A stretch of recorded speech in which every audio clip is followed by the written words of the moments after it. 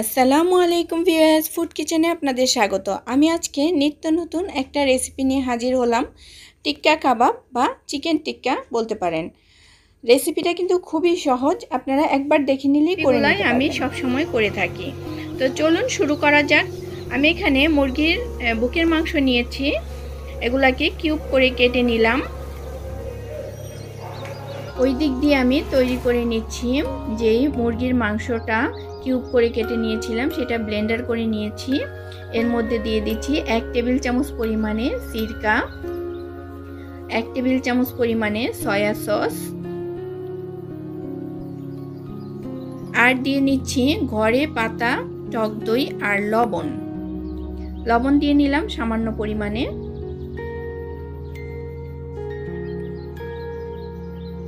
এখন টক দইগুলো দিয়ে নিলাম।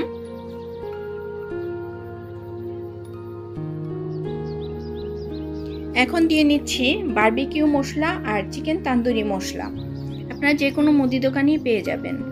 আমি এখানে চিকেন তান্দুরি মশলা দিয়ে নিব 1 টেবিল চামচ পরিমাণে, আর বারবিকিউ মশলা দিয়ে নিলাম 2 টেবিল চামচ পরিমাণে।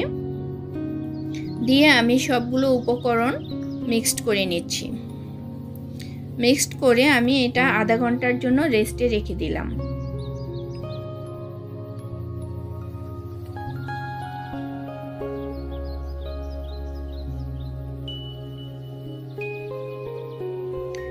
রেখে দিয়ে আমার ছাদ বাগানের কিছু পুদিনা পাতা আনতে চলে গেলাম। দেখেন কত সুন্দর পুদিনা পাতাগুলো হয়েছে, একদম টাটকা তরতাজা পাতাগুলো। এগুলা কিন্তু আমি মাঝে মধ্যে এভাবে ছিঁড়ে নেই, আবার দেখা যায় খুব সুন্দর হয়ে আবার বেড়ে ওঠে। বিরিয়ানির মধ্যে পুদিনা পাতার গ্রানটা আমার কাছে খুব ভালো লাগে। আপনারা চাইলে এটা স্কিপ করতে পারেন, চাইলে ধনিয়া পাতাও দিয়ে দিতে পারেন। এখন চুলায় একটা ফ্রাই প্যান বসিয়ে নিলাম, আর এর মধ্যে দিয়ে দিচ্ছি 1 টেবিল চামচ পরিমাণে সরিষার তেল। এখন দিয়ে নিচ্ছি কিছু পেঁয়াজ কুচি।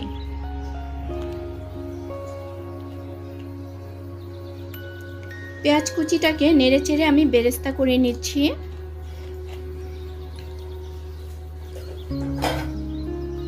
মোটামুটি লাল হয়ে আসছে। এখন দিয়ে দিলাম কাঁচা মরিচ কুচি করে। এখন এই বেরেস্তা আর কাঁচা মরিচটাকে আমি এই যে আগে থাকতে যে ম্যারিনেট করে রেখেছিলাম সেই মাংসটার সাথে মিলিয়ে নিচ্ছি। এখন দিয়ে দিচ্ছি সেই ছাদ থেকে আনা পুদিনা পাতাগুলো।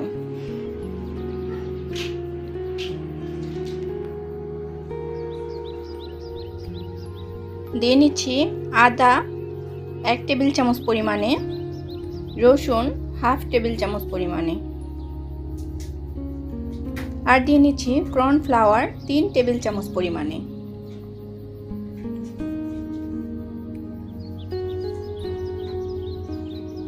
এখন সবগুলো উপকরণ আবার ভালো করে মিক্সড করে নিতে হবে। আপনারা যদি কর্নফ্লাওয়ার না দিতে চান তাহলে এই ক্ষেত্রে আপনারা পাউরুটি বা ব্রেড ক্রামও ব্যবহার করতে পারেন।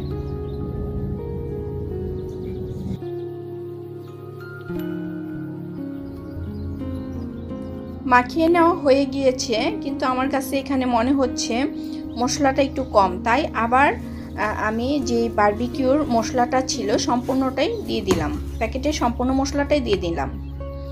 এখন এইদিকে ভাজার জন্য আমি একটা ফ্রাই প্যান বসিয়ে নিয়েছি, আর এর মধ্যে সরিষার তেল দিয়ে ব্রাশ করে নিচ্ছি।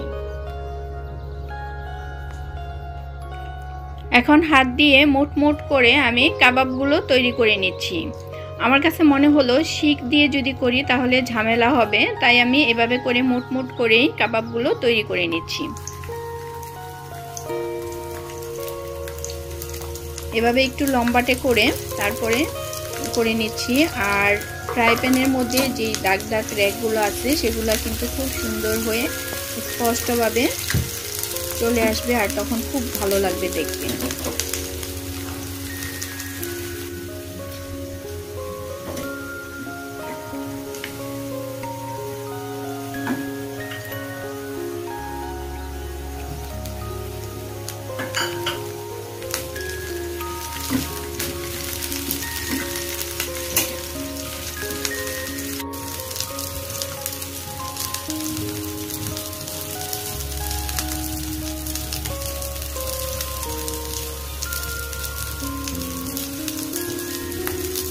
কাবাবগুলো এক পিঠ ভাজা হয়ে আসছে। আমি এখন উল্টে নিচ্ছি। উল্টে নিয়ে একটু চেপে চেপে দিচ্ছি যেন অন্য পাশেও এরকম দাগ দাগ হয়। আর যেহেতু আমি এটা মানে মুরগির মাংস দিয়ে করেছি, তাই এটা খুব জলদি তৈরি হয়ে যাবে। এটা গরুর মাংস দিয়ে করলেও কিন্তু খুব মজা হবে। আর গরুর মাংস দিয়ে যদি আপনারা এটা তৈরি করেন তাহলে ম্যারিনেটটা একটু খুব বেশি সময়ের জন্য করতে হবে, আর সাথে একটু পেঁপে বাটা দিতে হবে, তাহলেই হয়ে যাবে। সেম প্রসেসিংয়ে শুধুমাত্র পেঁপে বাটা দিলেই একটু তাড়াতাড়ি ম্যারিনেট হবে। তা আমি সব কথা বলতে বলতে সবগুলো উল্টে নিলাম।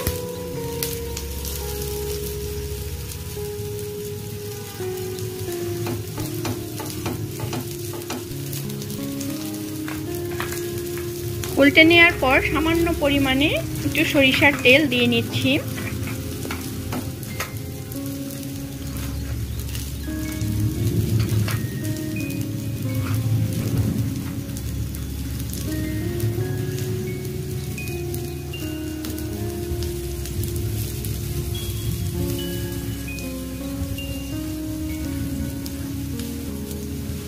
সবগুলো কাবাব আবার একবার করে উল্টে নিচ্ছি।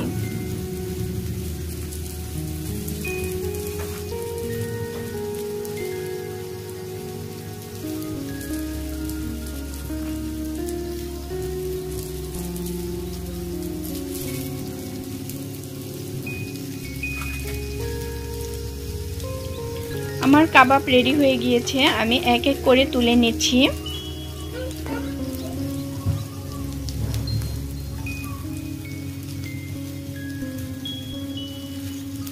তুলে নেওয়ার পর বাদ বাকি যেগুলো আছে সেগুলোকে আমি রেডি করে নিচ্ছি।